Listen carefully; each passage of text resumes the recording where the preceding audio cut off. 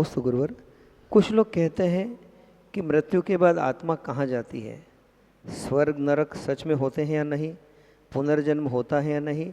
यह प्रश्न कई इंसानों के मन में कभी न कभी उठते हैं, लेकिन इनका स्पष्ट उत्तर कहीं नहीं मिलता। इन अनसुलझे प्रश्नों का भय जीवन जीने की खुशी को भी कम कर देता है। गुरुवर, मृत्यु के बाद की सच्चाई और मृत्यु के भय से मुक्ति का मार्ग क्या है, कृपया समाधान देवे। आत्मा मरने के बाद कहाँ जाती है, उससे पहले ये समझो कि आत्मा जन्म लेने के बाद कहाँ से आती है। हाँ, ये भी तो सोचने की कोशिश करो। हम मरने के बाद कहाँ जाएंगे ये चिंता कर रहे हैं, लेकिन जब हमारा जन्म हुआ हम कहाँ से आ गए। हमारा जन्म एक ऐसे घर में क्यों हुआ जहाँ सब कुछ अनुकूलता है, फुटपाथ में क्यों नहीं हुआ, है ना।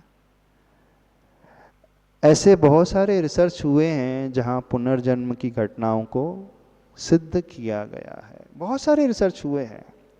आपने कई बार अखबार में पढ़ा भी होगा, एक छोटा 5 साल का बच्चा, उसे पूर्व जन्म का पूरा याद आ गया, एज इट इज जैसा उसने बताया था वैसी की वैसी सारी बातें सच निकली।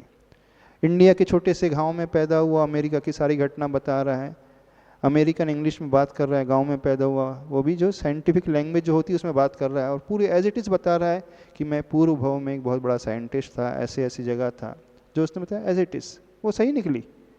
तो क्या है, तो वो प्रूव कर रही हैं कि कुछ तो है जो रिलेटेड है, इससे रिलेट किया है। और विश्वास मानो पुनर्जन्म होता है,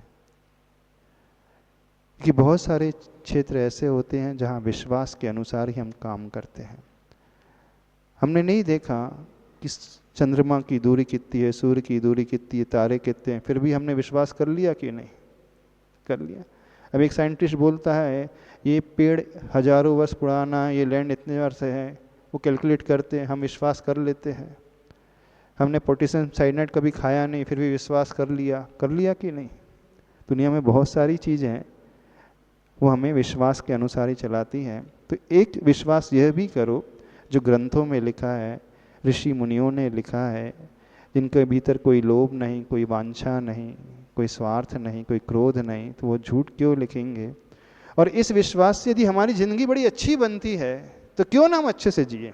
हम क्यों डाउटफुल रहते हुए, टेंशन लेते हुए ज़िंदगी को जिए। हाँ, क्योंकि आत्मा है नहीं है, कोई हाथ में रख करके दिखा नहीं सकता। इवन तीर्थंकर भगवान भी चतुर्थ काल में भी नहीं दिखा सकते, नहीं दिखा सकते। तो उन घटनाओं को देख करके हमें विश्वास होता है कि पूर्व भाव था और मरने के बाद होता है, बिल्कुल होता है।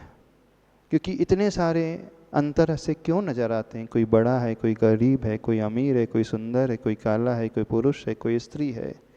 किसको जन्म से सब कुछ मिलता है, किसी को कुछ नहीं मिलता, कुछ मेहनत करके तुरंत पा जाता है, कुछ नहीं पाता है। इसका मतलब कुछ ऐसा है, जैसे जैन धर्म कहता है कर्म, वो कर्म के अनुसार उसको ऐसे फल मिलते हैं और उसी के अनुसार वह जीवन को जीने वाला होता है, जिसे आप गॉड गिफ्ट कहते हो।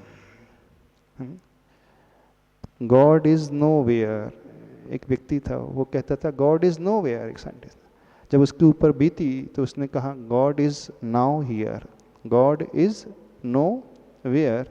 अब डब्लू को वेयर से हटा करके नो में जोड़ दो तो क्या हो जाएगा, गॉड इज नाउ हियर।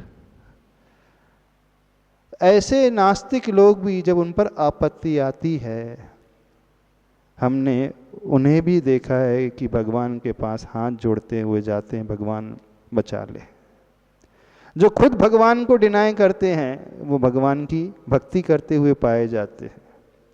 पाए जाते हैं कि नहीं, बिल्कुल पाए जाते हैं। अच्छे अच्छे साइंटिस्ट, प्रोफेशनल लोग, वो लोग भी दिखते हैं।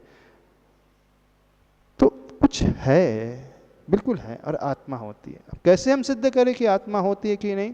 तो इन आंखों से कौन देख रहा है, कानों से कौन सुन रहा है, बोल कौन रहा है, अनुभूति किसको हो रही, फीलिंग किसको हो रही है, सोच कौन रहा है, कौन है जो हमारे भीतर निर्णय पैदा कर रहा है, जो ये सब डिसीजन ले रहा है, वही हमारी आत्मा है।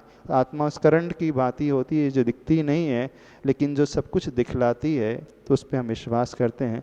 आत्मा उसकी भांति होती है जो कभी मरती नहीं, मिटती नहीं है। इवन साइंस भी बोलता है substance can not be created nor it can be destroyed. तो ऐसे ही आत्मा एक द्रव्य है, द्रव्य कभी पैदा नहीं किया जा सकता, वो मरता भी नहीं है, वो हमेशा से था, है और रहा। और जो मर रहा है, जन्म ले रहा है, वो द्रव्य नहीं, उसकी पर्याय है। और पर्याय जो होती है वो हमेशा परिणमनशील होती है। तो जिसे हम कहते हैं मोड, मोड हमेशा बदलती है, पर्याय हमेशा बदलती है, लेकिन द्रव्य हमेशा स्थिर रहता है। तो आत्मा एक द्रव्य है जो हमेशा से था, है और रहेगा। और शरीर रूपी पर्याय हमेशा बदलती है। जन्म के समय हम कुछ और थे, उसी उम्र के साथ साथ हमारा शरीर बदल गया, यहाँ मरण हो जाएगा, फिर कहीं और जा कर के जन्म लेंगे, तो आत्मा होती है।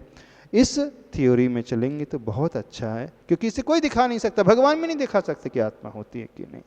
तो जब हम दुनिया में इतनी सारी बातों पर बिना कोई रिसर्च किए विश्वास बड़ी आसानी से कर लेते हैं, तो इस पर विश्वास करें जो हमारी ज़िंदगी को बहुत बेहतर बनाती है, तो उसको अनुसार ही ज़िंदगी को जीना चाहिए, चलना चाहिए।